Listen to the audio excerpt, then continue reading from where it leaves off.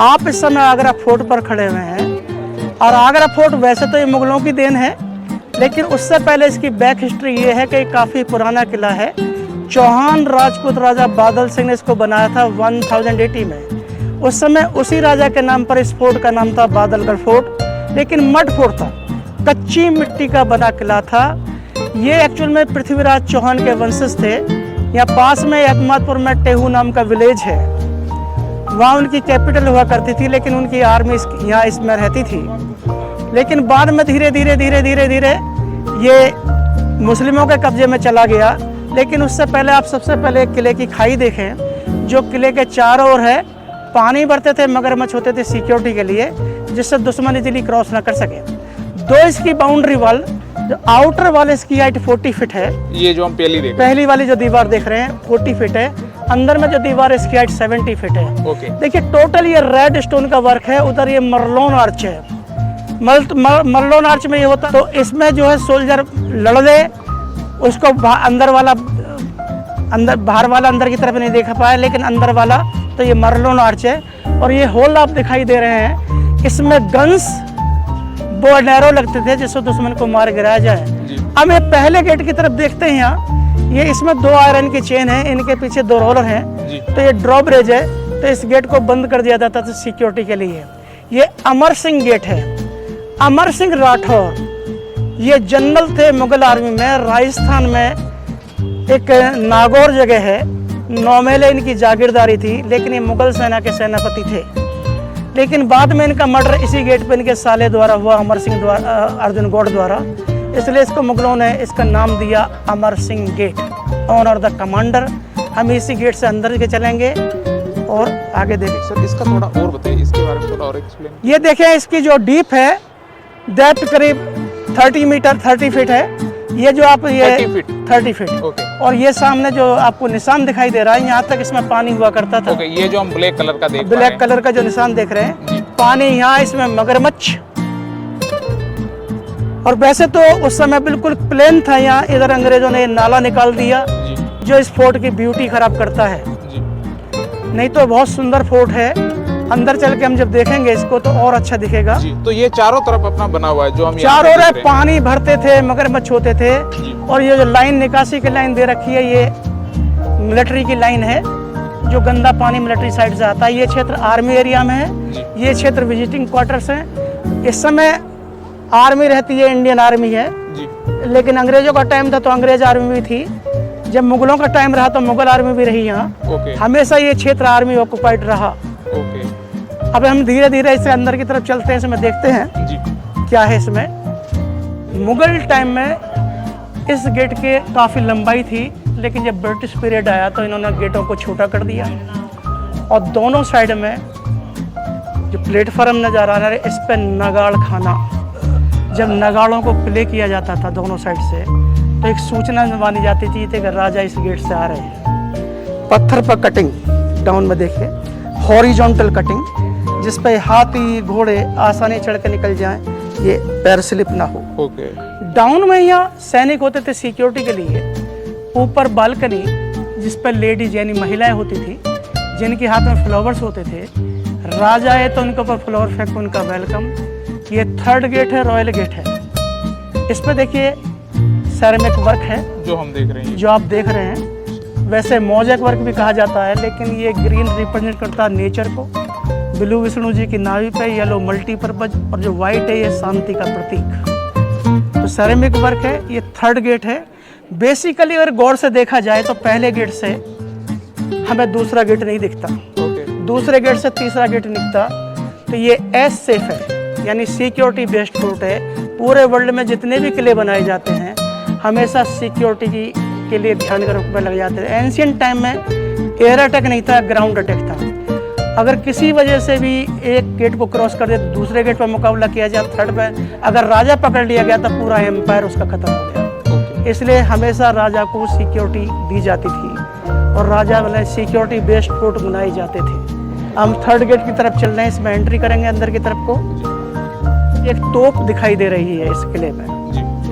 ये यूपी का एक फेमस डिस्ट्रिक्ट है मुजफ्फरनगर। मुजफ्फरनगर में ये तोप मिली थी, एक खेत का बोरवेल करते में कोरोना काल में ही 1 साल पहले इसको यहाँ ला के रखा है। और ये इसके संग 4 गोले भी मिले थे जो केमिकल एग्जामिन के लिए हैदराबाद गए हुए हैं, जिनका रिपोर्ट अभी तक नहीं आई है। लेकिन ये वहाँ कैसे पहुँचे इसकी कोई हिस्ट्री नहीं है, कोई जानकारी नहीं है, लेकिन ये डेफिनेट है कि ये अंग्रेज़ों की तोप है। और ये मुजफ्फरनगर डिस्ट्रिक्ट में मिली थी। ये यहाँ ASI डिपार्टमेंट ने इसको ला के यहाँ रखा है। तो वैसे तो ये ख़राब हो चुकी है, कोई यूज नहीं है, लेकिन मतलब सिर्फ दिखाने के लिए, शोकेस के लिए रखी है। और ये आप जो देख रहे हैं ये क्वीन विक्टोरिया की यहाँ रॉयल सील है इंग्लैंड की।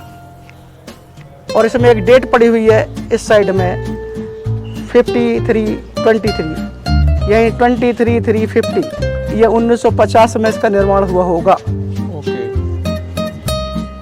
ये ऊपर इस सेकंड गेट पे ये 1000 दीपक की डिजाइन दिखाई दे रही है। इसको हजारी दीपक डिजाइन बोलते हैं। यहाँ उसमें कहते तो ये है कि चांदी रही होगी, लेकिन चांदी नहीं तो मार्बल जरूर रहा होगा जो स्पेस है खाली। और टोटल ये पर्शियन आर्किटेक्चर है। पर्शियन मीन्स ईरानी। जिग जैग डिजाइन है, इसमें स्टोन लगे हुए हैं। इनसे गर्म तेल, ये जो नाली ऐसी बनी हुई है पतनाले बोलते हैं इनको। लेकिन अगर बारिश का पानी भी आता कोई रोक नहीं है। उस समय चूंकि कैरोसिन नहीं था, पेट्रोल नहीं था, डीजल भी नहीं था, तो ऑब्वियसली जाहिर है कि मस्टर्ड ऑयल डालते होंगे। क्या होता तो ये लेफ्ट पे अब ये सीमेंट किया हुआ है। बेसिकली लाखोरी ब्रिक्स थी, छोटी छोटी लोकल भाषा में इनको कई ईंट कहा जाता है। लेकिन यहाँ अस्तबल था जिसमें रॉयल हॉर्सेज रहते थे। और सामने ये पीछे छोड़ा रॉयल गेट, सामने चौथा गेट म्यूजिकल गेट है। ये जो डिस्टेंस है 100 मीटर्स का है। लेकिन चूंकि स्लोप है तो सिक्योरिटी के लिए अगर दुश्मन किले पर हमला करता तो ऊपर से गरम तेल चैनल से, रोलिंग स्टोन ऊपर से, हैवी रोलिंग, जिससे दुश्मन ऊपर की तरफ ना आ सके। ऑयल यहाँ से ये जो बने हुए हैं, हाँ, ये नाले से बने हुए पतनाले से। और ये ब्रिक्स अब देखें, ये लोकल भाषा में इनको ककैया ईंट बोला जाता है। इसका साइज 6x6 का होता है। लेकिन मड और चूने से तैयार की जाती है। इसमें देखिए व्हाइट स्पॉट दिखाई दे रहे हैं। लेकिन ये उस समय चूंकि कोयला नहीं था तो गाय के गोबर से उसको हीट करते थे। हीट करके इसकी लाइफ बहुत लॉन्ग लाइफ होती है। उस समय चूंकि सीमेंट नहीं था तो इसमें क्या करते थे कि लाइमस्टोन ग्रेनाइट को पाउडर बनाया। उसके बाद शुगर यानी गुड़, दाल, उड़द और गोंद जो बबूल पर मिलता है उसको बना के पेस्ट किया गया। इसको फिक्स किया, उस मसाले को सुर्खी कहा गया। तो ये हम ऊपर की तरफ आगे बढ़ेंगे। इसमें ब्लॉक्स है, देखिए ब्लॉक्स को अगर गौर से देखें तो ये स्वास्तिक बनता है। ये हिंदू साइन है। फिर हेक्सागोनल ये पॉइंट दोनों साइड में मुस्लिम, और इसको ऐसे कर देंगे हम, इस तरह से करेंगे तो ये क्रॉस बनता है। तो तीनों धर्मों का मिक्सचर है, हिंदू, मुस्लिम, क्रिश्चियन का।